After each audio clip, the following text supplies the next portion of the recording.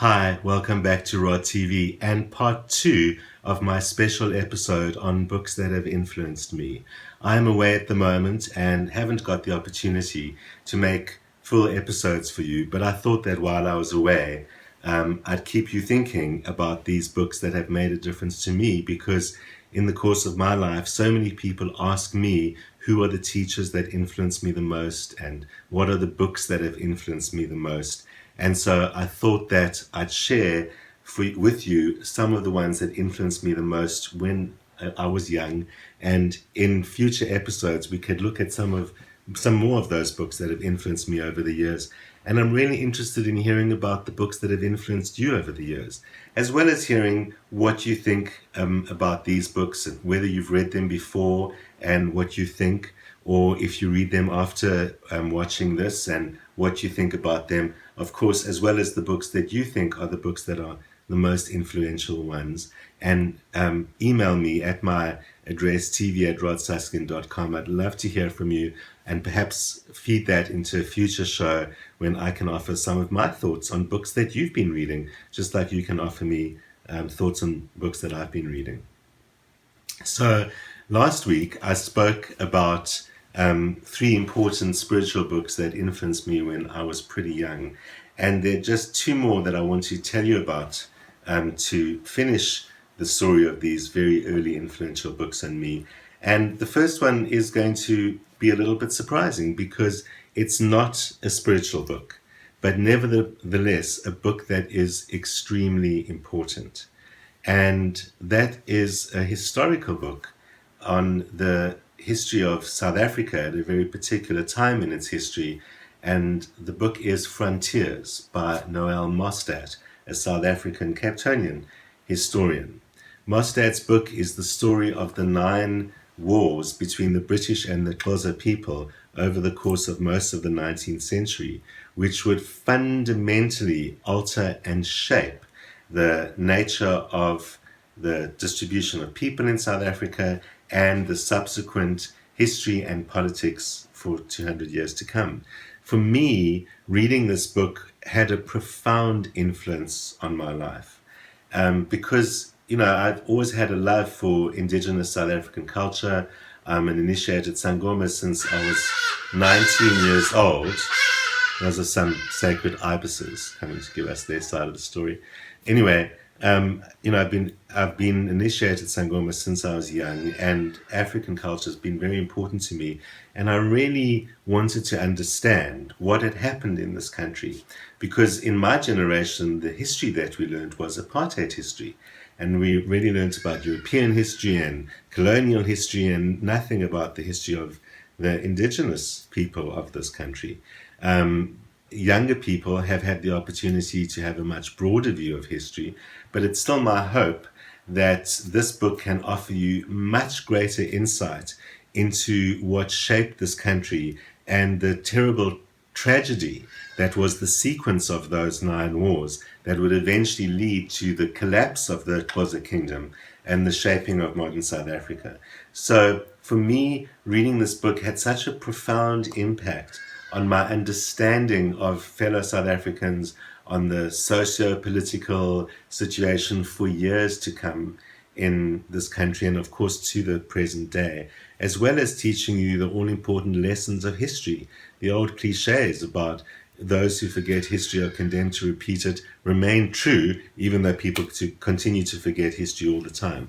So especially at such a seemingly critical juncture in South African history, and where racial issues and those kind of social issues that are fundamental to the psyche of this country are manifesting again, it's in a book like this that you can understand the origin and meaning of those and get a much rounder and more compassionate understanding of what the story of this country really is about. It covers the whole 19th century sequence, but especially critical historical events like the killing of King Hinsa in 1835 and culminating in the all-important seminal turning point of South African history, and that was the great cattle killing of 1856. And historians have taken many views on that. Mostert following the view that which I think is a generally accepted view, that a, a ruse was set up by the British to convince the Xhosa that there was a great prophecy, that if they followed out the instructions of the prophecy, would drive the white people into the sea. And there's some historians who think that the story of a young girl seeing ancestral spirits and telling that might be the story, and that it actually does come from a prophecy. And there's some who think that the spirits that were supposedly seen by her were in fact planted there by the British, and in order to break down and destroy the Xhosa kingdom, which is in the end what the effect of that prophecy would be, because they were told that if they killed all their cattle and burnt all the crops by a certain date, the white people would be driven into the sea. And that is the turning point of how the British gained ascendancy, by breaking the Xhosa economy completely through that prophecy and its disastrous consequences. So there are other great books about Xhosa history. There are other books about that. There's some of you might know the book The Dead Will Arise, by Pires, which is also the story of that Xhosa killing, but the cattle killing. But Frontiers it reads more like a novel. It isn't a novel. It's detailed in history. It's rich with notes. It's got all the references and the details, but it makes for a compelling story. As it says, the epic of South Africa's creation and the tragedy of the Xhosa people.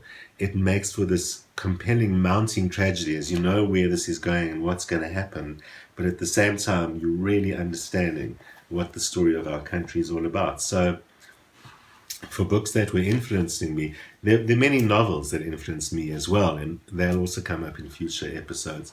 But I do think that South Africans really do need to do more to understand the history of this country. And for friends who are not from South Africa, of course, you will also benefit enormously from understanding the psyche of this strange and forever seemingly divided country and its efforts to put itself together into a whole. So for me, understanding history, recent history, is an important part of that. Not recent in our own times, but the 19th century that shapes it all. So I do strongly recommend that book, as large as it is, at least reading some of it, taking it, see where you can go with it, and maybe it will change your understanding of our world, just like it did for me. And finally, on the subject of books that influenced me for this week, I want to mention the fifth book, also something which many of you will have read because it's considered a great spiritual classic, and that is The Teachings of Don Juan by Carlos Castaneda, the first of a series of books about Castaneda's apparent journey with Yaqui, that's a Native American from Mexico, a particular tribe. He was a Yaqui shaman who Castaneda traveled with and learned a great deal from. Castaneda was an anthropology student, and this first book, The Teachings of Don Juan, is quite a somewhat scholarly account of his encounter and what he learned from Don Juan, the contents of which would have a profound effect on myself and most people who read that book back when it was published in the 70s, and would be changed by it. It touches on very important ideas that we often see in Eastern spirituality, about the nature of reality, about the importance of the present moment, about the nature of death, things which are very important nowadays, like the place of psychedelics in spiritual culture and their role or not. All of those things are addressed by that book, let alone the profound wisdom that comes out of Don Juan's mouth. All the more interesting when later it became a controversy as to whether Castaneda had actually invented the story or had actually met a real person. Some people said that if Don Juan was a real person, either he's the most amazing person who ever lived on this planet, or he's a work of fiction. To that I would say, well, I think there are plenty of amazing teachers on this planet. Just because they don't get published or people hear about it doesn't mean they don't exist. I think there are many ancient, modern people with great wisdom because they are universal truths. So he doesn't have to be the cleverest person on the planet to say what he says. And in the end, there's even a deeper truth that says, is there a difference if it's truth or fiction? There might be an ethical issue of Castaneda claiming that it's real. That's a different issue and not what I'm here to talk about today. It's really just the impact of the book on me. For a book like this, then the question as to whether it really happened or it's a work of fiction is something which is really not relevant, because in the end, it's what is the contents of the book? What is the effect? What does it say? And if Castaneda could make up Don Juan and what he says, then that's a remarkable thing itself. Certainly plenty of novels change us too, and the sayings of plenty of people in fictional work change us too. So for me, like for many people, this was really a life-changing book, and one which I still think is very valid. So much so that for most of my life, I've carried around and hung on my wall a quote that comes from the book. It's actually from 3 different places in the book, put together as one quote that I found in my youth at the age of 18 when I was undergoing a life-changing experience. And this quote really, really spoke to me from the book which I had read, and which so many clients come into my consulting room and they have an appointment with me and they see it on the wall, and later on I get an email asking for a copy. So to give you an idea of how this book had such an impact and why I think a lot of what it says is still so relevant to so many of us today, I want to share that quote with you. And it's called The Path with a Heart. It goes like this. Anything is one of a million paths. Therefore, you must always keep in mind that a path is only a path. If you feel you should not follow it, you must not stay with it under any conditions. To have such clarity, you must lead a disciplined life. Only then will you know that any path is only a path, and there is no affront to oneself or to others in dropping it if that is what your heart tells you to do. But your decision to keep on the path or to leave it must be free of fear or ambition. I warn you, look at every path closely and deliberately. Try it as many times as you think necessary. Then ask yourself, and yourself alone, one question. This question is one that only a very old man asks. My benefactor told me about it once when I was young, and my blood was too vigorous for me to understand it. Now I do understand it. I will tell you what it is. Does this path have a heart? All paths are the same. They lead nowhere. There are paths going through the bush or into the bush. In my own life, I could say I have traversed long, long paths, but I am not anywhere. My benefactor's question has meaning now. Does this path have a heart? If it does, the path is good. If it doesn't, it is of no use. Both paths lead nowhere, but one has a heart and the other doesn't. One makes for a joyful journey. As long as you follow it, you are one with it. The other will make you curse your life. One makes you strong, the other weakens you. The trouble is that nobody asks the question. And when a man finally realizes that he has taken a path without a heart, the path is ready to kill him. At that point, very few men can stop to deliberate and leave the path. A path without a heart is never enjoyable. You have to work hard even to take it. On the other hand, a path with heart is easy. It does not make you work at liking it. For me, there is only the traveling on paths that have heart. On any path that may have a heart. There I travel, and the only worthwhile challenge is to traverse its full length. And there I travel, looking, looking breathlessly.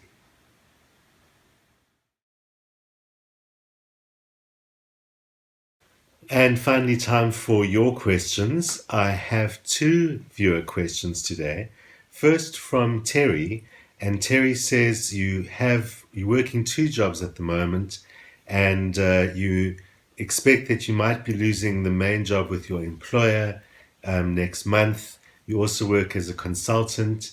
You're asking whether the work with the consultancy will come in and increase, and what this financial situation is going to be like from June.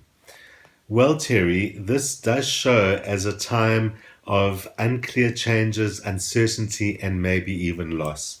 If there's any question with regards to losing that job, that is possible that that could happen, because it does look like things are just not clear. But because things are not clear, it's best to say we don't know for sure. What we do know for sure is that it does look like it continues to be financially challenging after June, and that does give us the idea that it is going to be some time before you feel work is coming in and there's money coming in. However, looking at the issue with consulting, the chart does show those people are acting in your interests and will bring work to you. And with time, moving to next year, work from consulting or other contracts and things like that will increase. Really, what your chart is saying, Terry, is to nurture the contract work, the consulting work, those kinds of things at the moment. It's probable that the loss of the major job will happen. Finance will be constrained until the end of the year, even if more consulting work does come in. Just plan accordingly. Plan knowing that it's going to get better in that way from next year, and you can start building up that secondary side to your work. If you just plan accordingly, you don't have to panic when it does get tight for a little while. So hang in there. It'll be worth it in the long run. Second question is from Carol. Carol, you say you have been working in the same business, your business, for 28 years in business related to the film industry, and you're wondering, is this the time to make a major change, or should you accept the partnership option that has come up as an alternative? Well, Carol, this is quite a complex situation, and also without knowing what the alternative is if you do give up this business, it's difficult to judge it totally clearly, but it does look like you've been in a position of change for some time, perhaps for more than a year or two. Your chart is pretty much ready for a lot of change with respect to your professional life. So strictly speaking, I'm saying any change is good. Big change in your professional life will be good as well. Certainly the partnership would be a change, and partnership does show as good for you from next year. I can't say for sure whether that's about the current business or any other business, especially since I don't know what you'll do after if you do give up this business. So that might depend. Anything to do with partnership is good next year.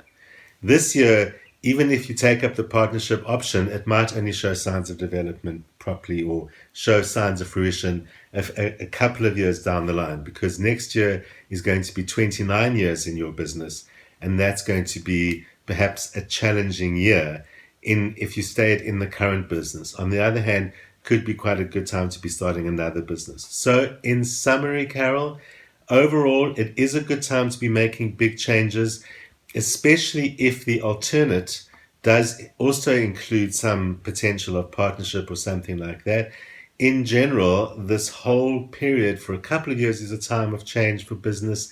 Also, in the next year or two, the bigger change, the better. It won't get stable for some time. So maybe you need to work with it slowly as these 2 or 3 years unfold, making those decisions. If you do have something solid to go into after this 28, if you're saying there is an alternative, then I'm saying definitely go for it. Other than that, I'm saying whatever the option is, it's going to take a year to properly develop. So you have to work accordingly with that. Hopefully that's helpful, as I say, with the limited information. Maybe that will give you some insight. So remember, you too can send me your question about your own life or situation, a specific question about a specific situation unfolding in the near future. Drop me a line at this address or visit my website, where you can also see my courses, make appointments, see the other things that I've been up to as well. Remember, I will be back from my travels next week, and hopefully I shall have some footage to show you and share with you some of what I was doing while you were thinking about those books that I used to read long time ago. Remember, I'd like to hear from you about your books, or what you think about these books, or anything that's really had an influence on you that way. That would be really fun for us to share as well. And so I'll be back next Friday at noon as usual here on YouTube. See you then.